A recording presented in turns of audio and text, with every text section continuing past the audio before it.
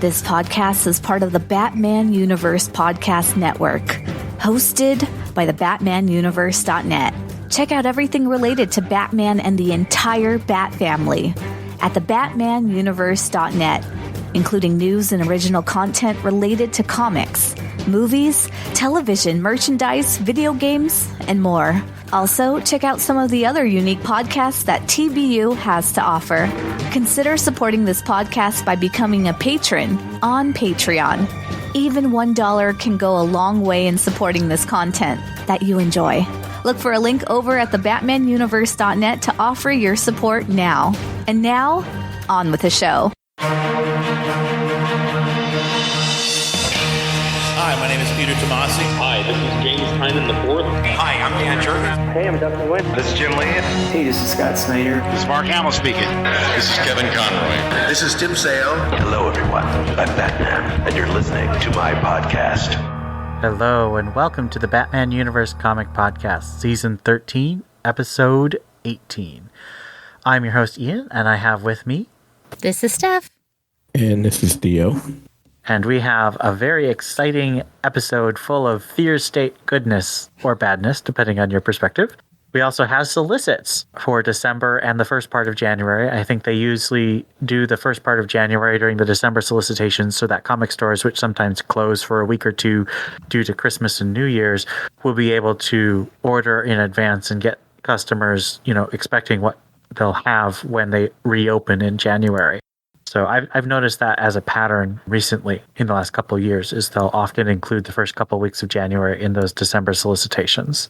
But the biggest thing, at least I think Theo and I will agree it's the biggest thing, is that we have an announcement of a Batgirl's title. It is written by Becky Cloonan and Will Conrad, who are currently writing Wonder Woman. And the art is by Jorge Corona, who is most recently seen drawing an issue and a cover of Robin. What do we think about the final? So long after we had teases of Batgirls back in September of last year during Joker War, we have a Batgirls title. Well, I'm sure Theo has more feelings and emotions to get out than I do, so he should definitely go first. I don't know. I don't know how I feel. I should feel more excited than I am. And again, after all of the flipping and moaning and groaning at DC for not giving us Batgirls, and ironically, they must have heard me, because it was like right after we did our last recording when I went on my mini major rant. Next thing you know, we get the announcement. But so I see the announcement and I'm like, yes. And then I see this little blip where they say it's an all ages book. And I'm like, I don't know. Especially considering the other Bat books have been taking. But since then, I've seen other quotes from some of the creative team basically saying that it's going to be some dark stuff in there. Looking at the covers, it looked like it's not an all ages book.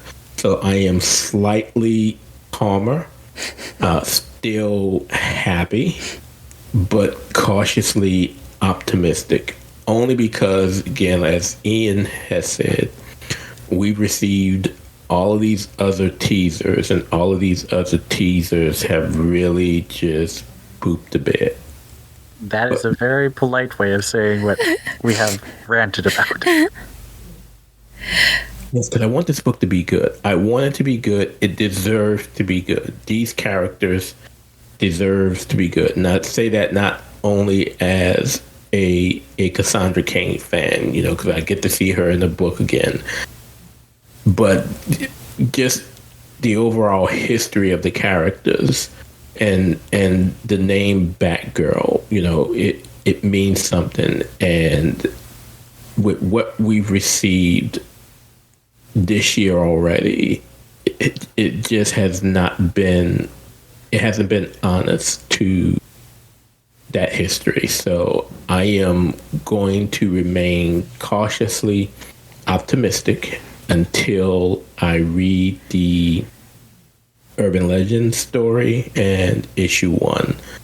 Although those covers for issue number 1 look absolutely great. I plan on getting both the mask and unmasked variant. Yeah, those covers look incredibly gorgeous. I'm just fine. Excited we're getting a girl book. She's just happy so we can stop fussing. Yeah, stop fussing. And we need some estrogen in these books. I mean, you could be reading Wonder Woman. We could start the Wonder Woman podcast. I don't want to start the Wonder Woman podcast. That was a joke. We're not in the Wonder Woman universe. I think so. I'm like Theo. I'm cautiously optimistic. I'm not wild with enthusiasm just because this year has been fairly, I would argue, brutal for Batgirls fans. Just because we started off with Future State, and I think Future State Batgirls was really dreadful. Then, of course, we had the return of Cecil Castellucci with the Oracle story with both of the Batgirls in it, and that was really bad. And then we had the Marguerite Bennett story, which was not, it had the Batgirls, but it was all about propping up Ryan Wilder. And, that's okay, but it was a very poorly done introduction of the characters. And wasn't there one more Batgirls thing that was really bad this year? Wait, I'm trying to remember. So you did, let me see, you did Castellucci, you did Vida, you did Marguerite Bennett. Yeah. And really, I'm as bad as the Ayala story was, I was really disappointed in the Bennett story because it wasn't even a Batgirl story at all. It was just another way of trying to introduce a character, and our favorite characters had to suffer for it. So yeah, I can't remember anything else. And I really like Becky Cloonan from Gotham Academy. As if you check out TBU Extra, Steph and I did a great little episode about the first arc of Gotham Academy. And so I think that she is a great choice. Will Conrad's been doing... I feel like I'm saying... Is it Will Conrad? It's got to be something else, isn't it? Michael Conrad. That's why I'm... Okay, it's Michael Conrad. Because Will Conrad's an artist. Okay, so Michael Conrad is Becky Cloonan's partner and writing partner. And so I've liked what they're doing with Wonder Woman, and I really love what Becky Cloonan did with Gotham Academy. So I think that's great. Of the teams, Becky Cloonan clearly has the most history with Gotham, although not specifically with Stefan, Cass, or Babs. So I just have a more instinctive trust of what she's going to do. And I've liked Jorge Corona since he did We Are Robin. I know that Theo wasn't as big a fan of that series, but I enjoyed it, even though it's very flawed. Although I will agree with Theo that Duke was the least interesting part of that series. So that's Batgirls. Next announcement was that Detective Comics is going weekly for 12 weeks, taking us to March. Oh my gosh. In an event called Shadows of the Bat, written by Mariko Tamaki, and we're going to have a bunch of different artists. Do we have any reactions to that? We don't really understand what it's about. It sounds like Battle for the Cowl, but a Battle for the Cowl for 12 weeks sounds a little excessive to me. That's a lot of reading and a lot of podcasts. We won't be struggling to know what we're covering every week. Podcasts. Just, you're talking to the person who reviews this book. I'm so no. So, as many know, I have always been a fan of double shipping, especially of the Bat books. I don't know if I can say the same for a weekly book. Quadruple shipping. Yeah, I mean, unless there's. So I'll put it to you this way: if it was Batman that this was being done to, and the plan was to make it go weekly so that they can get it to issue 1,000 by a particular date, that would be okay. Because there's an ultimate endpoint.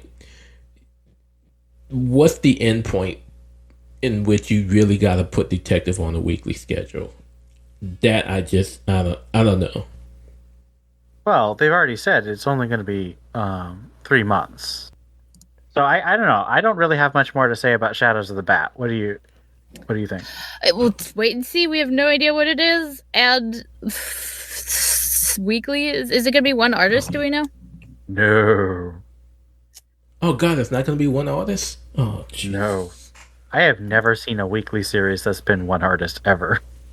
Well, yeah, but if they know this far in advance, I mean... And see, I'm trying to remember when we had Eternal 1 and 2, it was definitely different artists, but wasn't it the same artist in each issue? Like they had certain pages that they did. It was usually an artist. They tried to do an artist per arc, but near the middle of the series, they did tend to have to start adding extra artists to fill in pages. All right. Next, some sad news. Ram V is leaving Catwoman. He'll still be at DC. He'll be writing Swamp Thing, but he wrote in his newsletter that he takes a long time to do comics. He doesn't dash him off in a couple days, and so he felt that he really needed to focus on some of his other projects. So he's leaving both the Justice League Dark backups and the Catwoman run. I am disappointed, but I also think that it's better that he leave when he feels that he should than, get kicked off. I suppose, but I don't know. I feel like Catwoman's a little more high profile than Swamp Thing, but I wonder if he's just picking the one that he likes best. That's what it sounds like. Yeah, like when Tanyan left Tech to do, what was it? Justice League Dark. Yeah. Yeah, I think Ram V is more of a dark horror writer. One of the series he just had end. One of the independent was this individual who was a representative of death or something of that nature. So I just think that's probably why he dropped Catwoman. I'm going to disagree and say I am rather disappointed, and I don't agree with him leaving. He should have dropped Swamp Thing because this has been some of the best. This has been some of the best Catwoman writing and storytelling that we have had in a while. Perhaps the Valentine run, maybe, and I'm just fearful of what we get next. Yeah, especially since the fill-ins weren't that great. Future State Gotham is continuing, even though Joshua Williamson is leaving, probably so he can focus on, writing Batman and Robin and Deathstroke Inc. and the Infinite Frontier continuation. That man writes a lot of titles. I thought you said Batman. I was like, what? He is writing Batman. He is writing Batman. No, I thought you said Batman writes a lot of titles. Oh. Maybe he does. Maybe he does. Maybe Williamson is Batman. The secret. You heard it here first, gang. If Steph doesn't show up next week, you know why. I've been taken out. Batman doesn't take people out. He silences them. He has minions who do. He sends them off to Mallorca. Mallorca? I don't know. Markovia. Markovia. No, what is the DC version of Markovia? It's Umac. Wait, DC, Markovia is DC.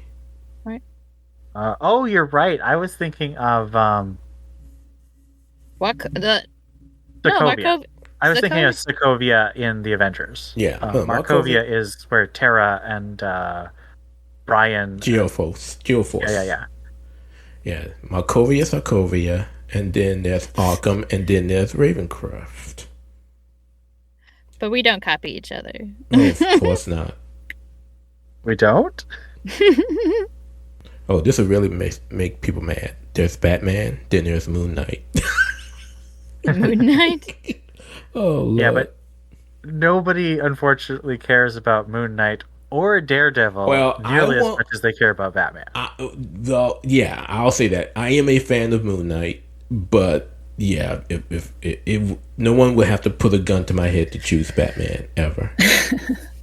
Oh, do we have any thoughts on Future State Gotham? I don't really have thoughts because it looks like it's just going to continue. But No. And then the last piece of news that we have is Robin is concluding the first arc after 9 issues and an annual. Does this feel like perhaps an excessively long first arc, or do you think it's been the right length? Are you saying there's such a thing as too much Damian Wayne? 'Cause it sounds like that's what you're saying. Yes. And I would have to disagree with you. I would have to disagree that there's too much Damian Wayne. However, I do take issue to the person that found that Nightmares was not too long of a story arc.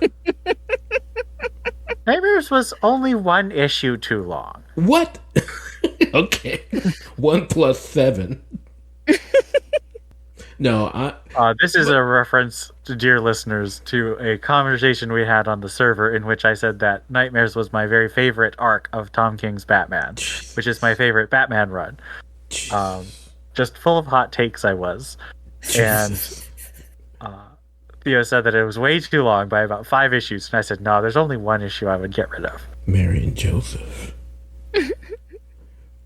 No, but the story has been good, and it's been good enough to where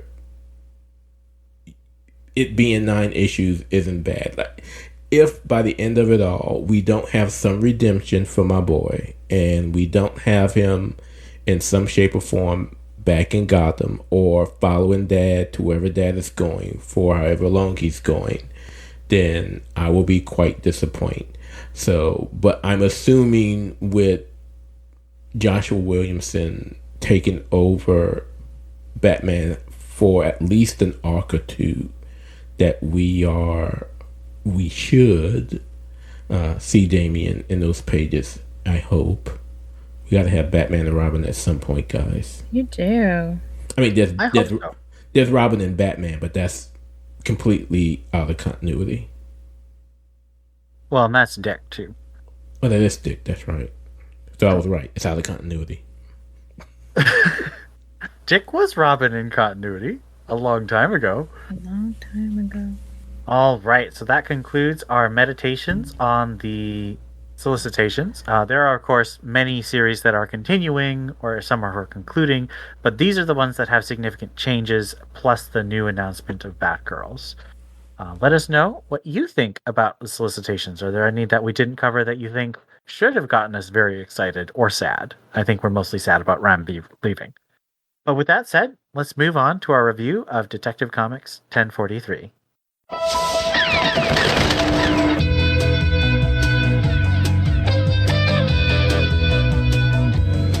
Detective Comics number 1043. Story 1. Nakano's Nightmare, written by Mariko Tamaki, art by Dan Moore. At City Hall, Mayor Nakano and his staff meet with Simon Saint and representatives from the magistrate program. After some missteps from the group, likely referring to the mishaps of Peacekeeper 1 and the reveal of Scarecrow in the pages of Batman, Simon Saint commits further to his vision for a new Gotham City and asks the mayor to get on board with it. Nakano ends the meeting and asks everyone to return to City Hall tomorrow. As Saint and the others leave, a security guard approaches and enters Nakano's office while Nakano speaks with his wife. The guard's name is Nero, and he's come to kill Nakano. The mayor takes cover behind his desk as a hail of bullets come at him. Nakano is only able to escape by using a secret doorway in the floor. As Nakano makes it outside, another guard grabs him. As the guards load Nakano into a vehicle, Batman springs into action, taking out those that remain. While the magistrate relays information back to HQ, Batman takes off in pursuit of the kidnappers, catching up with them on a cycle. He neutralizes the vehicle by using his grapnel gun to shoot a steel cable across the street, causing the SUV to turn over and crash. Nakano crawls from the vehicle and removes the manhole cover as the gunman takes aim. But Nakano falls into the sewers. The shooter goes to follow the injured mayor with a grenade in his hand before Batman accosts him, taking him out with only a few punches. The goon drops the grenade into the manhole, causing Batman to jump in as well. Batman catches up with Nakano and is able to wrap them both in his cape as the grenade goes off. The cape protects both men, but it doesn't keep them from separating. As Batman looks for Nakano, he calls out for help from any available member of the family. He tells them of the attempted assassination of the mayor. He tells them that he is on a trek to find him. Elsewhere, Nakano pulls himself from the water and begins to look for a way out. As he treks along the tunnels, he comes across a weird-looking mound. He uses a cell phone to give himself more light. Then he sees it. The mound. It contains eggs full of parasites.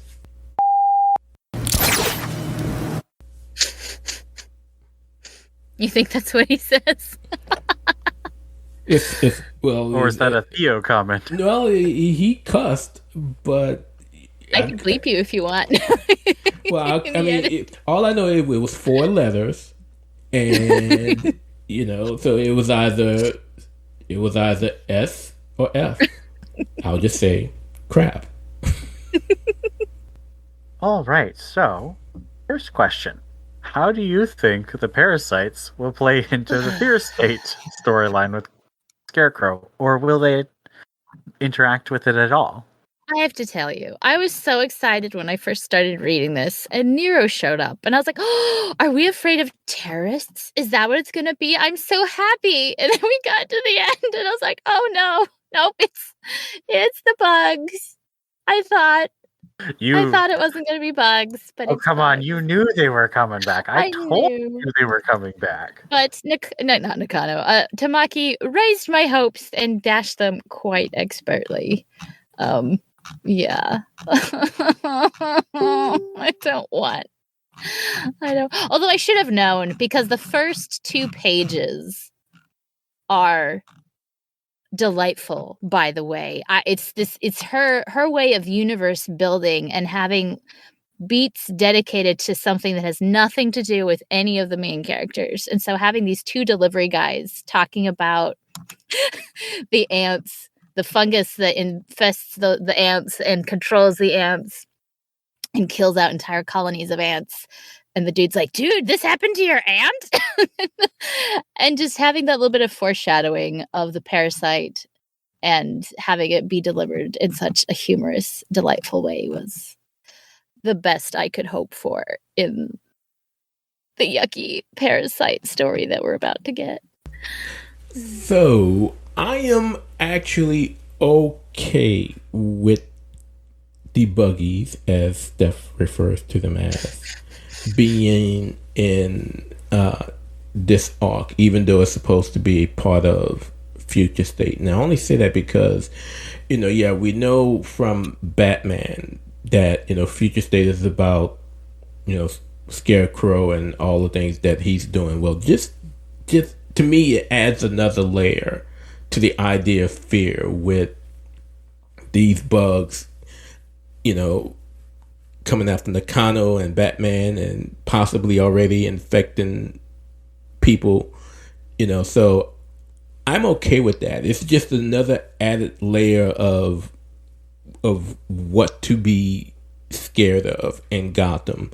At one point, I was even wondering whether or not, that crew that tried to kill Nakano may have been infected of some sort by one of the parasites. So, we don't know, but yeah, I'm okay with it. Even though it doesn't specifically mention Scarecrow, we know that what's going on with Peacekeeper 1 and Scarecrow and everything in the pages of Batman has happened, because it's mentioned in the issue. Either inherently, whether it's at that meeting between Nakano and Saint and the magistrate, or if it's with Simon Saint at his HQ, specifically talking about Peacekeeper One acting a donkey on the streets of Gotham. So, that tells us that we're in the same universe with regard to the story, and having Batman having to deal with another fear factor, to borrow a phrase. I'm okay with that. I wished it were more connected. I like the fact that it feels like it's in the same universe, but it doesn't make sense with the timing. And Simon Saint and Mayor Nakano are connected characters to what's happening in Batman, but this doesn't feel like you can go from what they're doing in Batman to what they're doing here. And it's not a bad story. I actually really liked the Nero part. It was kind of a cool new villain gang. But the return of the Parasites have been around for a really long time at this point. And I would like to see them defeated in a way that means they won't be back for years. Now, of course, they'll always come back because it's comics. But, give us a few Parasite-free years. Do you think, building on that the Parasites will play a big part in Shadow of the Bat? Oh, Shadow of the Bat? Yeah, in January. Oh, I hope not. Oh, but do you think they will? How long is Fear State? Is it just these 2 months? Fear State, yeah, it's just these 2 months, September and October. No, September, October, and November. Yeah, because and then December's Aftermath. Yeah, it needs to be done. It needs to be done. But will it be done is the question. It will be done. I have faith in Tamaki and her storytelling and her timing and DC's stuff. This is a Halloween thing. This will be done by Halloween. Stuff. It'll be done. Read the solicits. And if it's not, you may have to find someone else to record podcast with you for tech, or we may have to pick a different book because I can't do Parasites for 6 more months. Weekly Parasites. Weekly Parasite. Read the solicits, Steph. Read them. I don't see the Parasites in the solicits, but the solicits are super vague. What do you think, Theo? I don't know. I don't care. I am concerned about my pocketbook and the notion of having to be prepared for a weekly Batman book. Now, again, if we're switching back and forth between Batman and Tech, that's one thing. But yeah. I don't know why they're not doing that. It feels like if you did a weekly event, but it was actually Batman and Detective going bi-monthly, that would be more sensible. But of course, that sells. I mean, they're selling 6 books a month instead of 4 books a month, so that's DC's logic. And 5 books a month. And I'm pretty sure they're not lowering the price for those weekly books. Oh, of course not. Are they going to be full issues?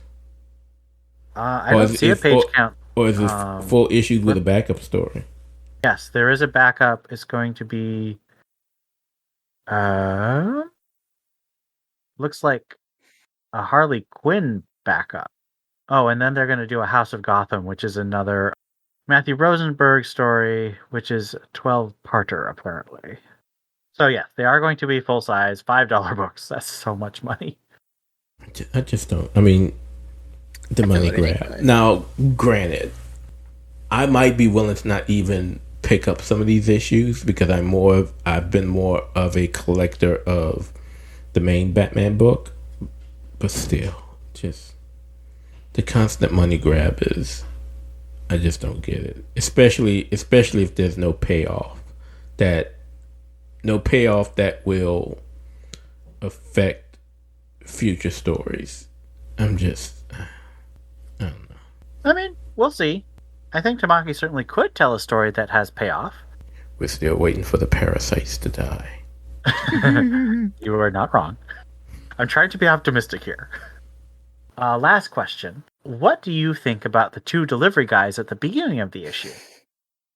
Well, I already spoiled it a bit, but I thought they were delightful. I thought it added a little, I don't know.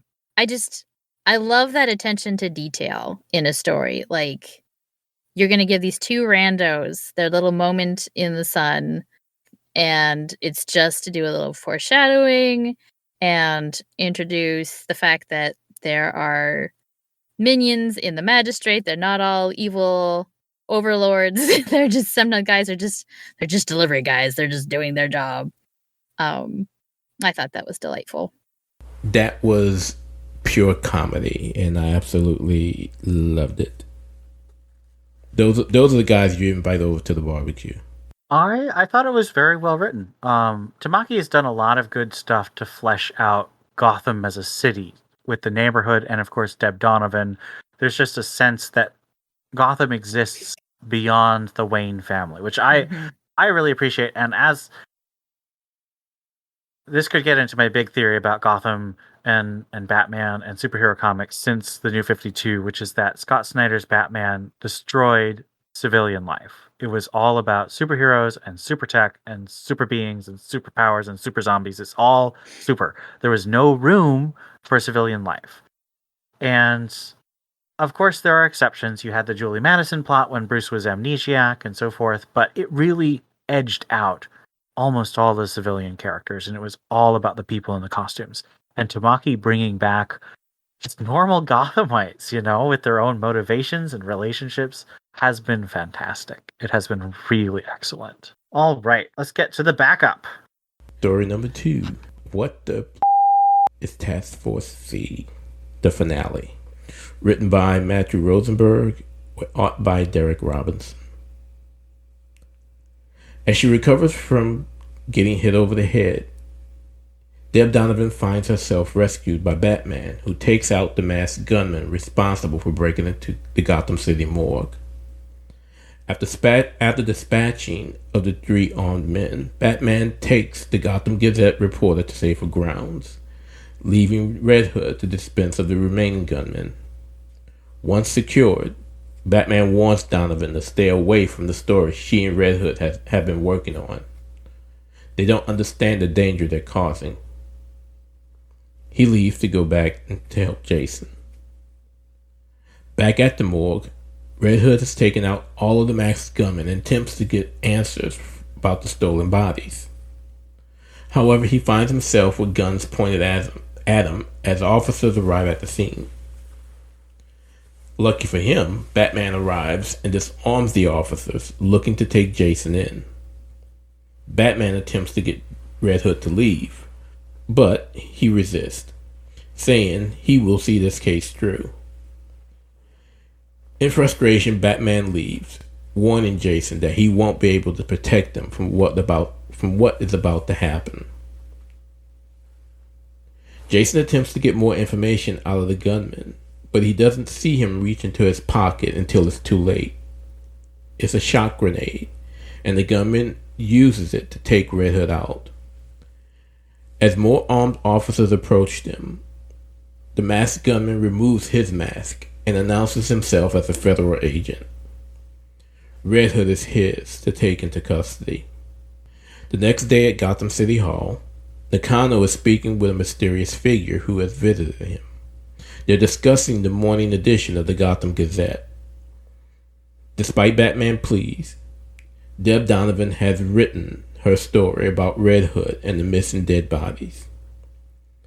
Nakano expresses concern, but not his visitor. They have prepared for the things going public. As he leaves, the visitor tells the mayor to trust him. In parts unknown, Jason sits alone. Or does he? Someone speaks to him, telling him that he isn't there as a prisoner. He's there for a job interview. A team is being put together, and the other members are just dying to meet him. As the story ends, zombified villains appear behind him. Doo-doo-doo. Does this story make you more or less interested in C? I liked the majority of it. I loved when Donovan blames Red Hood for her being there. She's like, well, I was going to drop it, but Red Hood made me come. Which I thought was funny. I like Donovan. I kind of liked where the story was going, and then at the end, I was like, ugh. I don't know. Maybe it's because Jason is heading up Task Force X in Black Label, whatever book that is. Suicide Squad, Joker. Get Joker. But I'm not excited. I don't know. I didn't like that this was like an advertisement for another book, even though that's so hypocritical to say because I loved the Robin backup. But I don't know. I didn't know the zombies would be like, I guess Task Force Z, that I should have known. I think I was in denial and didn't want to think about that. But obviously, as a title, it's zombies instead of criminals for Task Force X, which is just great. No, that's dumb. The whole thing's dumb. Getting Jason to do it is dumb. It's stupid. I'm not excited. Who's writing it? Don't care. Doesn't matter. Rosenberg. Yeah, I don't care.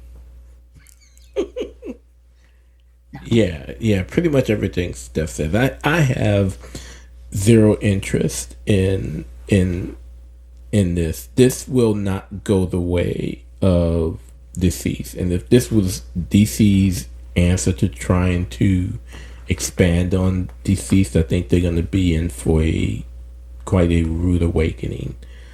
I just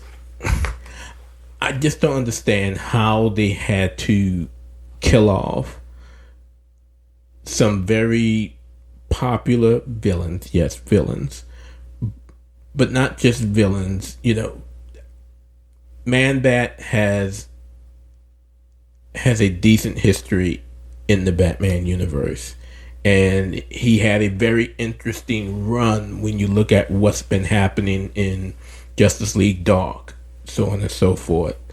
And they wrote him so well for his last, where the episode where he died. I was like, why would you do that? Why would you make him so interesting and then kill him? It just makes no sense. Yeah. It makes absolutely no sense to kill off Bane, who we just saw at the end of Joker War, basically telling Joker it's going to be you and me, and we're all excited for the story. And now we're not going to get it because someone decided, oh yeah, it's a better idea to kill him off. I just don't get it. Who cares about Mr. Bloom? I didn't care about him in Snyder's run. I don't care about him now. I've been reading Batman for quite a while, and I still don't know who the hell Sundowner is. And I mean, the only rational death that I don't care about is Astrid Arkham. Although, even though I was okay with the story in Future State, I just don't get it.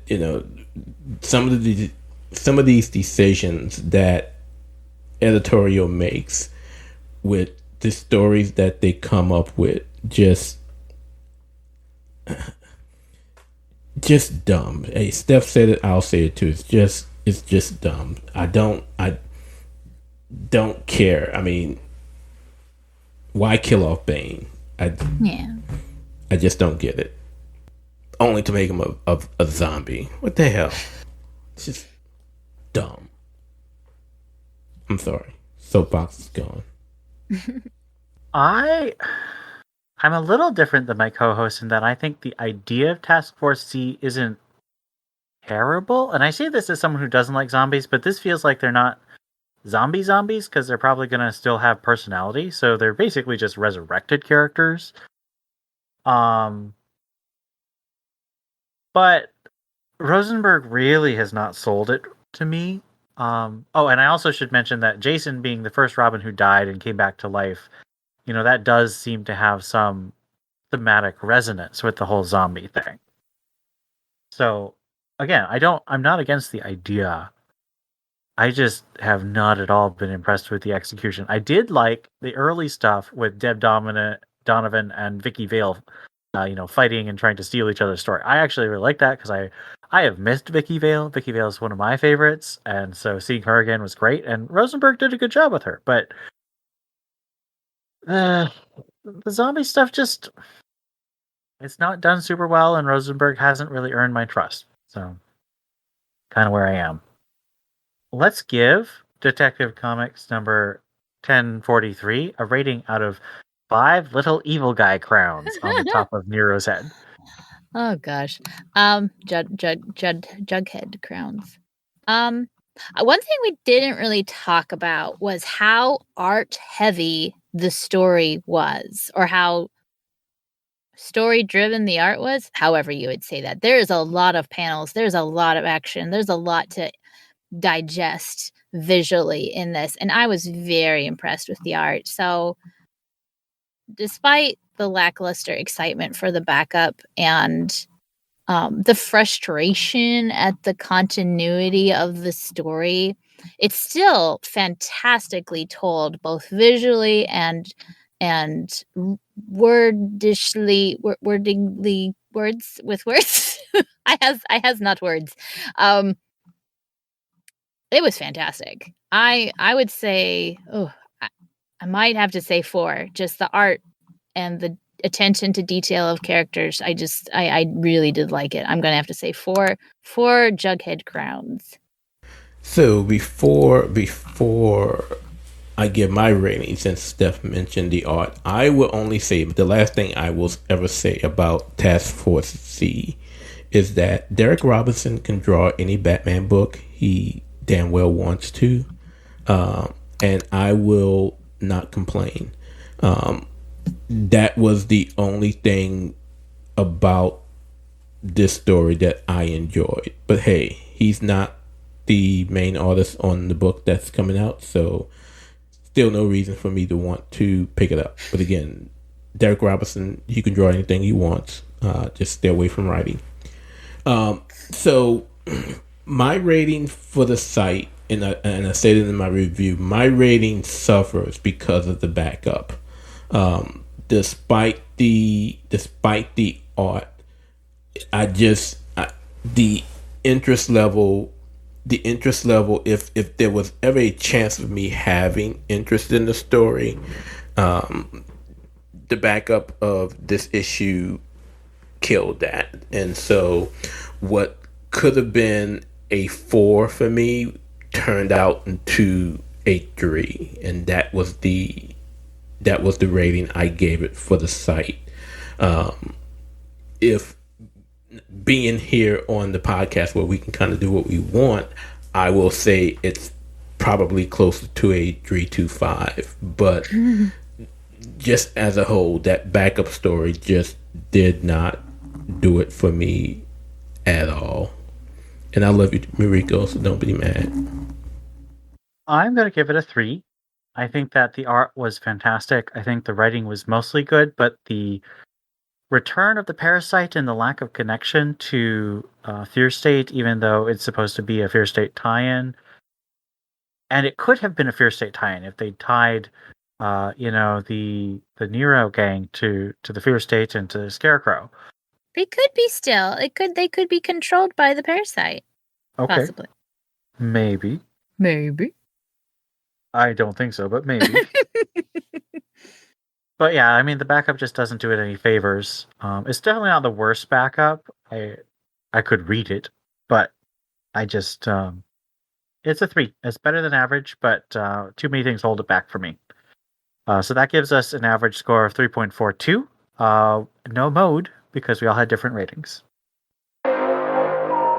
Whether you are a first-time TBU Comics podcast listener, a 13-year veteran, or anything in between, we'd love to hear what you think about this episode or any of the comics we discussed. Send emails to tbu@thebatmanuniverse.net. Join our Discord server linked at thebatmanuniverse.net. Send us a tweet at TBU_comics. Or, if you're a patron, leave us a comment on our Patreon page.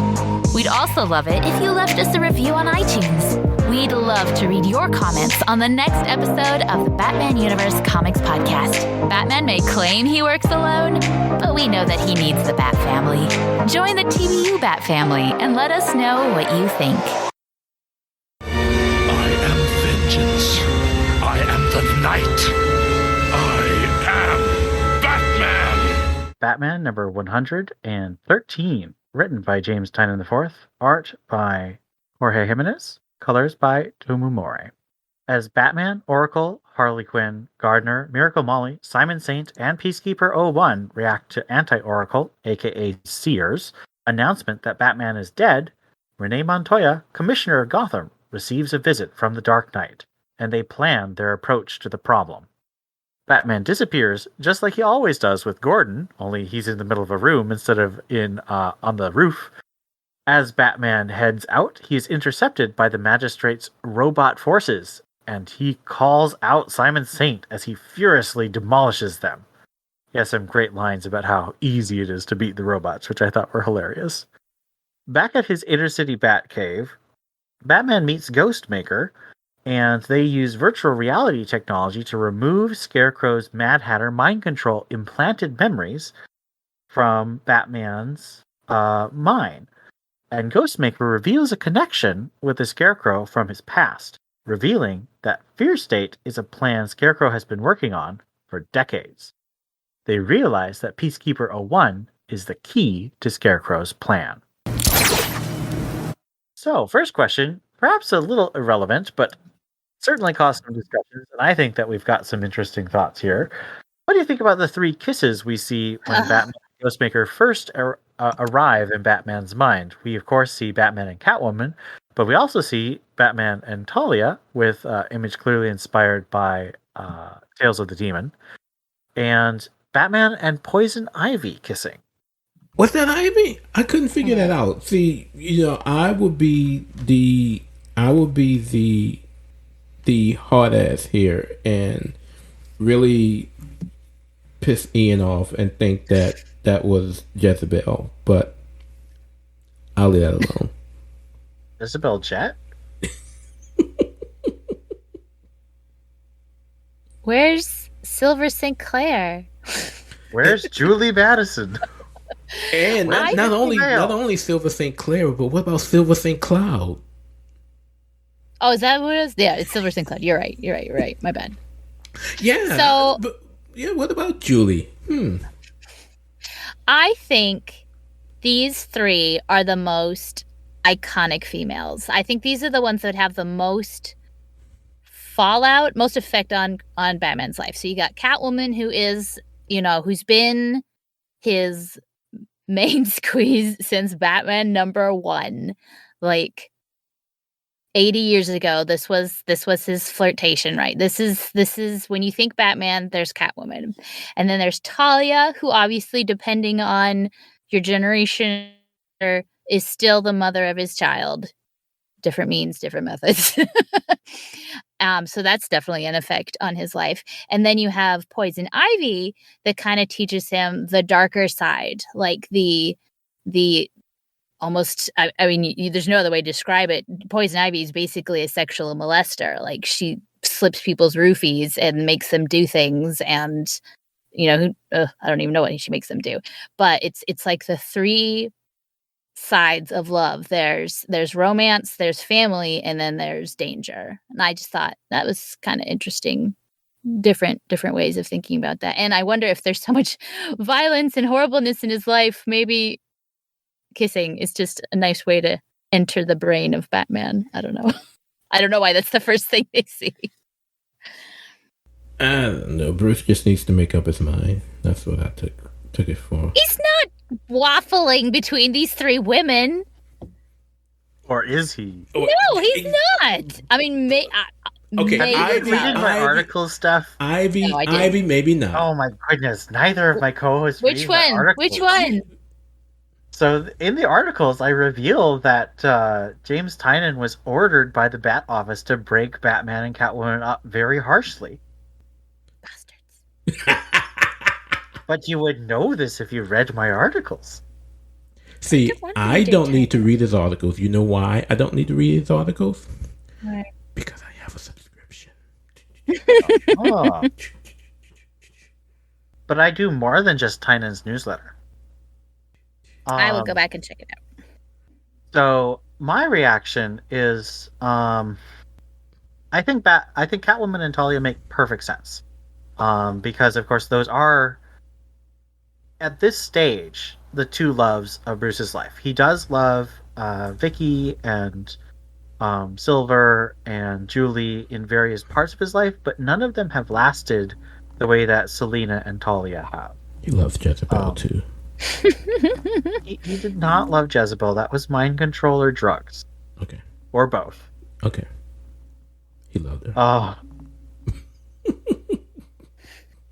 And I am just really stumped with Poison Ivy. I think it's because Poison Ivy is important to the story, but she does not make sense from a romantic point of view, or even really an important point of view. I mean, the most recent storyline with Poison Ivy where she interacted with Batman was Everyone Loves Ivy, and she was definitely not kissing him in that. I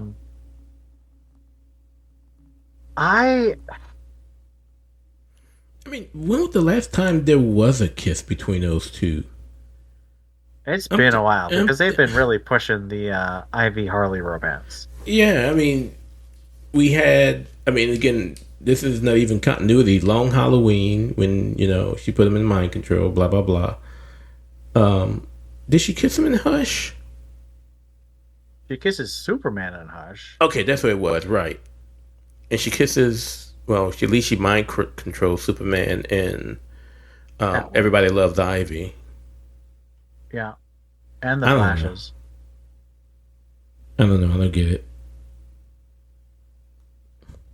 They could have just put Jezebel and really made Ian mad. That one I would just be like, why? Who cares? I think they should have put Leslie. If you want to go with the archetypes, you'd have the love in Catwoman, the mother in Talia, and the wise woman in Leslie. And I love Leslie, so I would have been like, this is awesome. Wait, him kissing Leslie Tompkins? No, just her being there. Just like her hugging little boy Bruce. I did think you meant that for a second. Yeah. I was like, this is not Gotham. Sorry. Yeah, sorry. We're not looking at Marina Baccarin here. That would be horrible, and I would probably throw up. But I just I don't get the Poison Ivy thing. I hope that Tynan explains it later, because Poison Ivy will be important. But right now, it doesn't make any sense to me. Next question: does Ghostmaker's revelation about meeting Scarecrow as a young man, is it only there to serve a narrative purpose, or do you think it reveals more of Ghostmaker's character to us as readers? Maybe a little bit. It shows that his commitment to stalking Bruce or getting to know him was more than just, following him around or whatever. He spent time in Gotham and Bruce didn't even know about it. I thought that was kind of interesting. I will say this issue definitely went places I didn't expect it to go. I was not expecting a VR journey through Bruce's head. So that was fun. And I don't know. It made me like Ghostmaker a little bit more, because he seems to be really pitched as a sexy Batman Daredevil. I don't know. Not like the Daredevil from Marvel, but I don't know. It made him seem a little more real, I guess. I don't know. I don't know what I'm saying. I've had a headache today. This was my one bit of happiness with the character Ghostmaker. I took the visit to Crane as a matter of respect to Bruce, because after all of the griping and the complaining about who Bruce was as they were going through their trainings together, he actually took a bit of advice from him after everything was said and done. So I took that as that one piece of respect for who Bruce's character is from Ghostmaker, and I was definitely okay with that. It showed a different side. Do I still want a Ghostmaker series? No. Have I read the backup and enjoyed it? No. But in this story, I've picked up a little bit more respect for the character. I have liked Ghostmaker since that final issue of Ghost Stories, where it's revealed that he's willing to ally with Batman rather than fight him. And this revelation to me was interesting because instead of thinking that Scarecrow was right, or, you know, what most villainous type characters or anti-hero characters might think, Ghostmaker thinks it's wrong. And I think that's good in someone who's a self-admitted sociopath, that he still strives to live up to a standard of right and wrong. Yeah, I thought that it was, obviously, I kind of was a leading question. I thought it was a revelation for his character. Where do you think we go from here? It seems set up that we're going to have a real attack on Peacemaker 01, but do you think that's going to be successful? Do you think that's going to actually solve the problem? I don't know. I mean, we've got 2 more months of this, only 2 more issues. No, we've got 4 more issues. We do? Oh, is this bi-weekly now? Twice a month? Yeah, twice a month. Oh, okay. I don't think so, because they just created Peacemaker X, Peacemaker Javier, whatever his name was, Alexandra. I don't remember. Anyway, I don't think that taking him out will finish everything. Mahoney? Oh, you're talking about the Peacekeeper X. That's okay. Yeah. Whatever his name is. No, I thought it was a Ricardo. No, you're probably right. I don't remember. Is it right? I don't remember. I don't know, because for some reason I keep thinking back to Federici. I don't think that's it. But anyway, I feel like too many people are after him now, because even the magistrate is looking for Peacekeeper 1 now. So I think his days are numbered. It's definitely not going to solve anything. Because 1, I think part of the damage has already been done, and I think it's bigger than Peacekeeper 1. But whatever. I completely missed the question. The question is, where do you think the plot's going to go from here? Do you think that defeating Peacemaker is the key, or do you think we're going to have a more complicated victory condition? I think it's going to be a little bit more complicated. There's just so much going on, and yeah, I mean, because taking down Peacekeeper 1 is one thing, but now you have to deal with Peacekeeper X. You still have to deal with Crane and his plot for a fair state in Gotham. Then you still have to worry about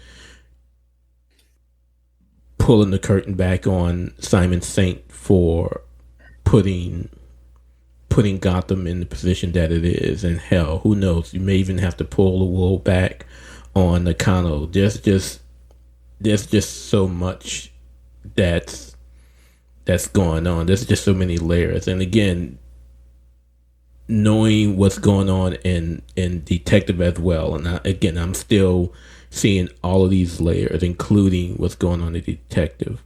But as far as JT's story, it's not going to be as simple as taking down one person and it's going to be over. I think taking down a particular character may make it easier to defeat another, but there's still going to be some work that'll have to be done.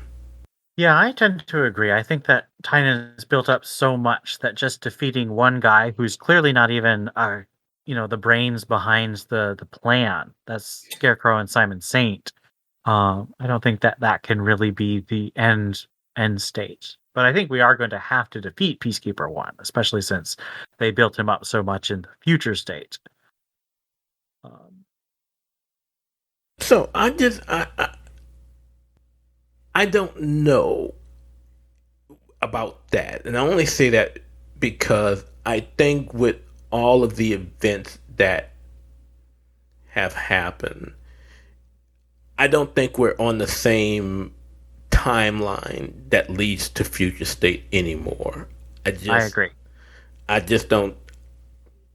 I think this time around, a defeat of Peacekeeper One is going to be quick, and it's going to be within this realm of storytelling. It's not going to be anywhere down the line to where we left Future State at. That brings us to the end of our Batman section. Let's do a quick summary. This is part 2 of 3 of the Clown Hunter backup, written by Brandon Thomas, art by Jason Howard. As Clown Hunter continues to struggle against Scarecrow's mind control, he faces memories of his dead parents, monstrous jokers, and clowns. As you can tell, there's not a whole lot that actually happens, since this continues to be some form of dream or mind control nightmare. So the question really is, does the story seem like it's using the dream sequence mechanic to do more than throw out a bunch of fear and horror imagery at our protagonist? I think dreams, nightmares, if you will, like the nightmare arc, allow you to delve into great arc.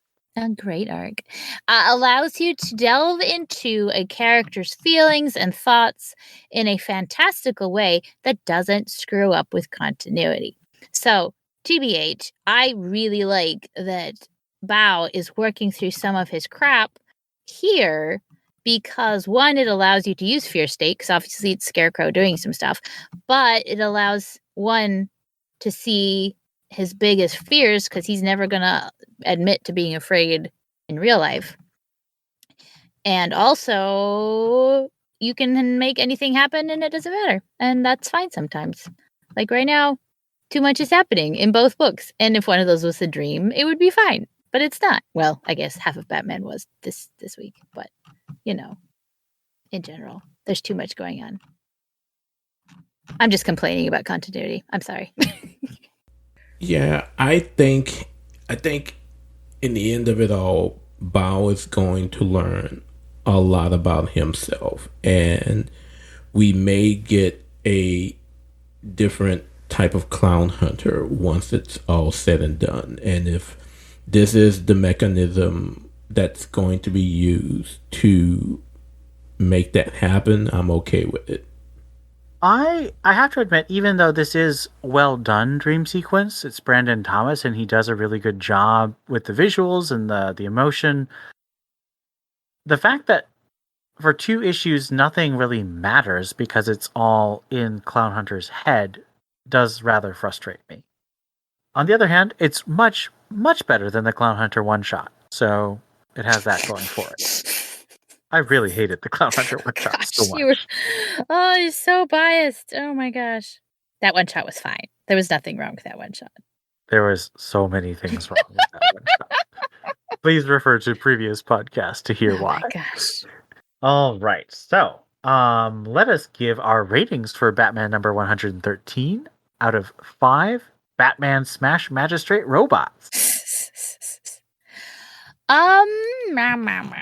I will say I liked that I didn't see where it was going. The art is fantastic as always. I liked the humanization and buddy. I love that Batman trusted Ghostmaker to go into his brain. I thought if that's been the most friendly friend thing I've seen, other than them just hanging out drinking soda in the Bat Cave or in the Bat Satellite Cave. But I'd say 3.5.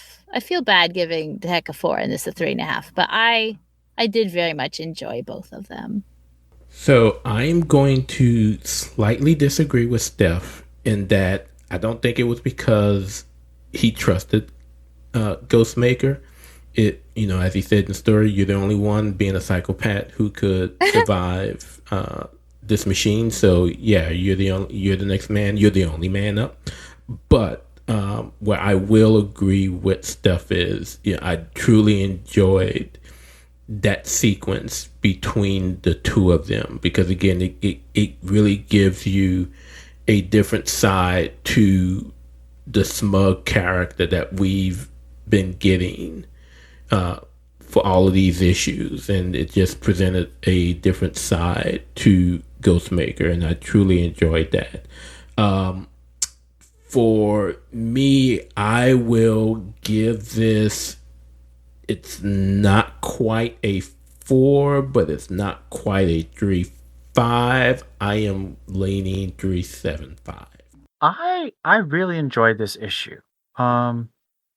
And it didn't have any real letdowns for me.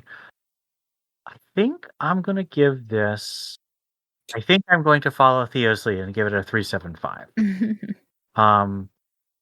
Just because I can't quite say it's a 4. There weren't any moments that really grip me. That usually means a 4. Things like the I'm Batman in Joker War, or the really excellent final issue of their Dark Designs before Joker War started. There's just so much good relationship content in that issue, and this one had really good stuff, and I do really like the relationship between Batman and Ghostmaker, but it didn't quite have that little bit that pushes it over to the 4, the excellent tier for me. So it's just shy of excellent, very good, 3.75.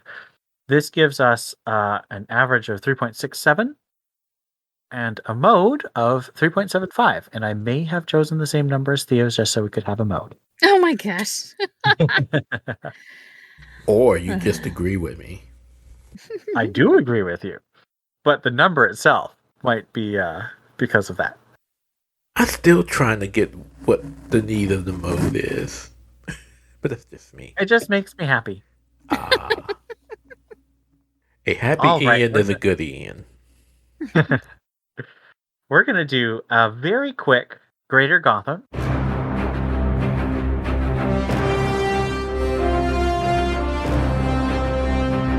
Because as I think I mentioned last episode, we are going to be doing an extended Greater Gotham Fear State edition, really trying to delve into what books are essential to Fear State, how do they connect together, which books are really connecting to each other, and so forth.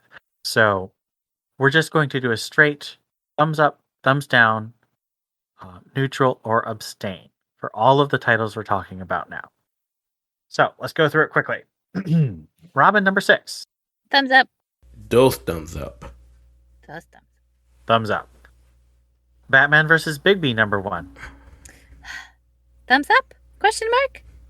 Neutral leaning up. And that's only because I'm not familiar with the whole Bixby universe. Thumbs up. It had Steph Robin. Legends of the Dark Knight, number 5. Neutral. Abstain. Abstain. I Am Batman, number 1. Neutral. Neutral leaning down. Neutral. Catwoman, number 35. Neutral. Thumbs up. Thumbs up.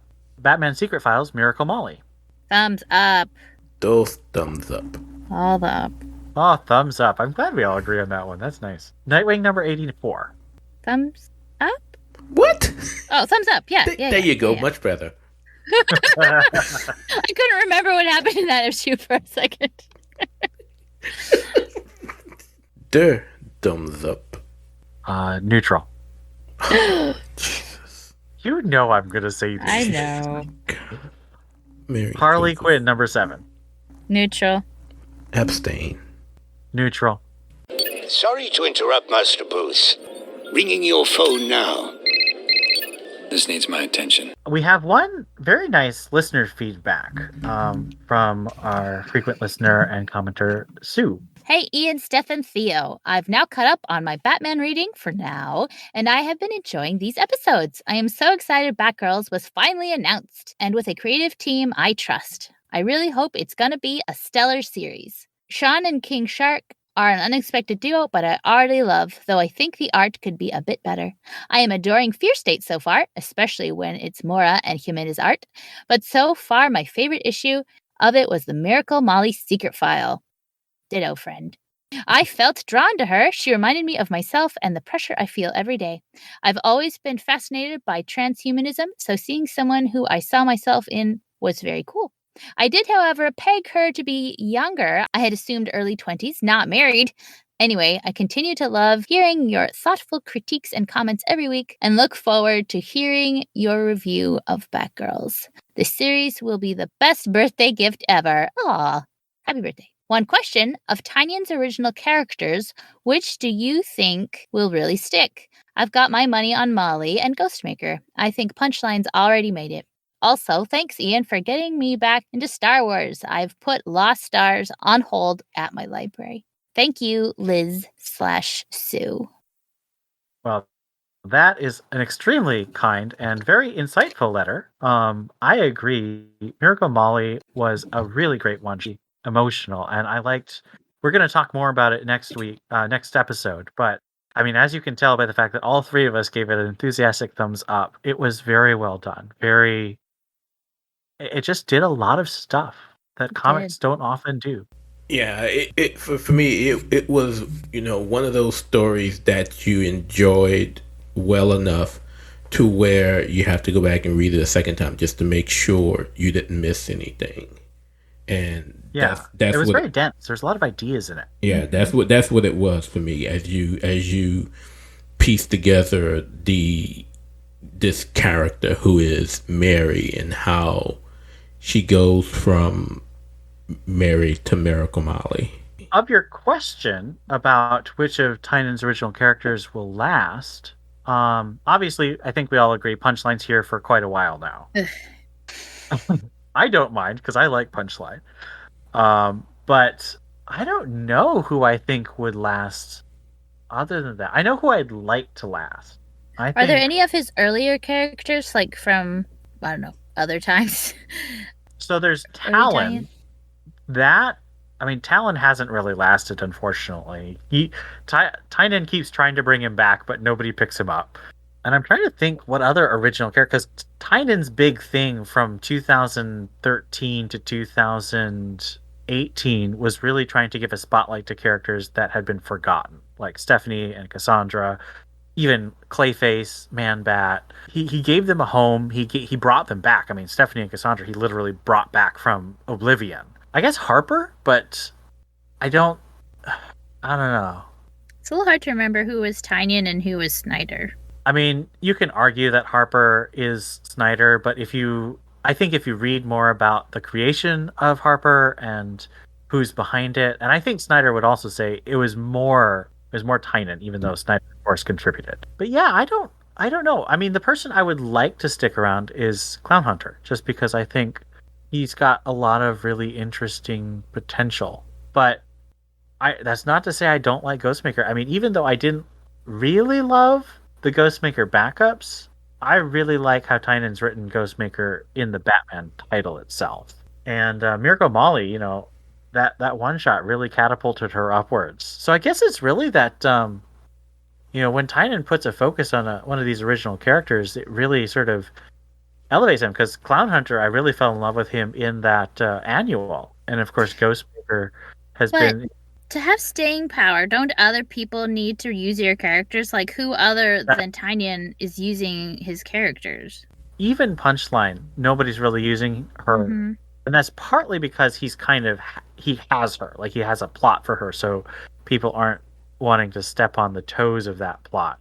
Although Punchline is in Future State Gotham, because that doesn't step on anyone's toes. So I do think that indicates that Punchline is going to stick around. So... But no one else is really using anyone. You do have the Clown Hunter one shot, but I think that was more... No. Yeah, I don't think that's an ongoing thing. I think that if Tynion leaves, I would be surprised to see more than one of these characters make it past Tynion's run. Yeah, I think that's probably true. In conclusion, I don't think anyone's going to make it. I think Punchline's going to make it. Punchline probably will. Since she's so tied to Joker, unless something horrible happens to her, she'll probably show up occasionally. But I don't think they'll give her much personality or make her that important. Yeah, I don't think she's going to be the next Harley. I think she's going to be... the girlfriend. Popular, but I don't think she's going to spin off. But, I mean, it did take Harley like 20 years to actually spin off into her own title. Well, maybe 15 years. I would not be surprised to see Harley kill her. There can only be one clown princess. I'm gonna say this from the standpoint of not. So the other thing that as far as staying power, Steph and Ian was talking about how other characters are being used in other books, but I think another factor that goes into it is the fan reaction to the character. And so this year I've been really out there on the con scene, and one of the characters that I was actually shocked to see that several people, and when I say several people, I mean several people at several cons already, as new of a character as she is, but there has been a real positive reaction to Miracle Molly. So there seems to be a liking from the crowd to the character. So hopefully DC listens to that, and if they're a business that's about making a profit and they see that this character has gained a footing with the crowd, they will find a way to make her stick. But again, can you really trust DC when they're telling James Tynion to break up Bruce and Selena for good? It's. But that would be my selection. If it was up to me, I would have brought back the real designer. It really pissed people off. Designer is such a interesting, such a crowd pleaser. All right. Anyway, that's a great question and a very nice letter. Thank you for sending it, and we'd be happy to read any more that other listeners or old listeners sent us. That brings us to our closing. So let me read out our supporters from Patreon. Of course, we do have the PayPal, Amazon, Comixology, and other nerdy affiliate links. But our Patreon wall, our Batfan Appreciation wall, are those who have supported us over the last month for a certain level on Patreon.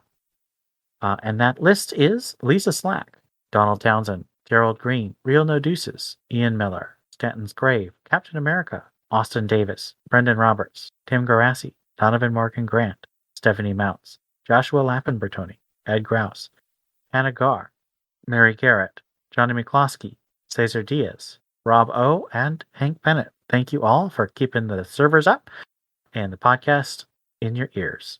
That brings us to the end. We will see you next episode for an extended look at our future state tie-ins.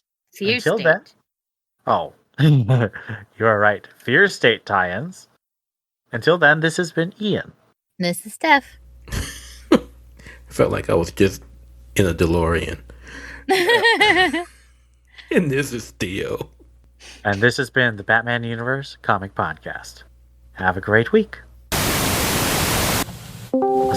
Hi, I'm back.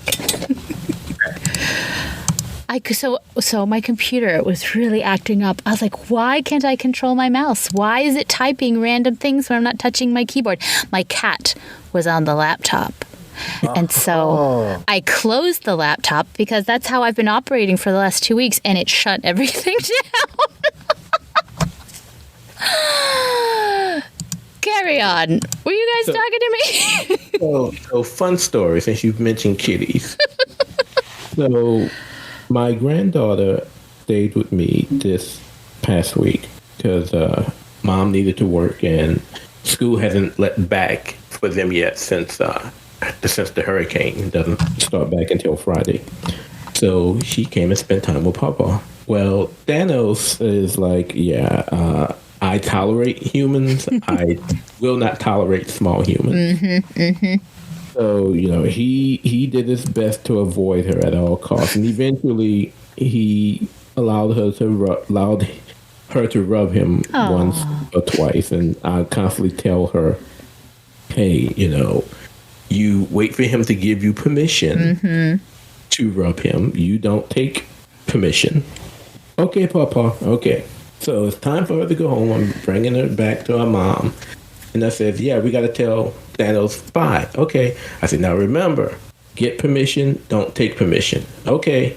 So she walks over there. So Thanos is laying in his pet bed, and his pet bed is surrounded on 3 sides: wall, nightstand, dresser.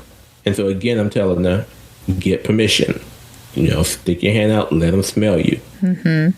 No, 7 years old, still gonna do what I'm gonna do. I know what Papa said, but he likes me now. So she reached out and tried to rub him. And when I tell you, my cat jumped 3 feet in the air. And he's yowling and she's yowling and her yowling have him yowling. And so she takes off running and then he takes off running and she comes and hides behind me like he's trying to kill me. No, he's not trying to kill you. He thought you were trying to kill him. Fight or flight, baby, and he didn't have nowhere to fly to. Poor kitty. Poor kiddo. He's little, and in the end, you're just like me. We don't say poor kiddo first. We say poor kitty. We're truly cat people. For sure.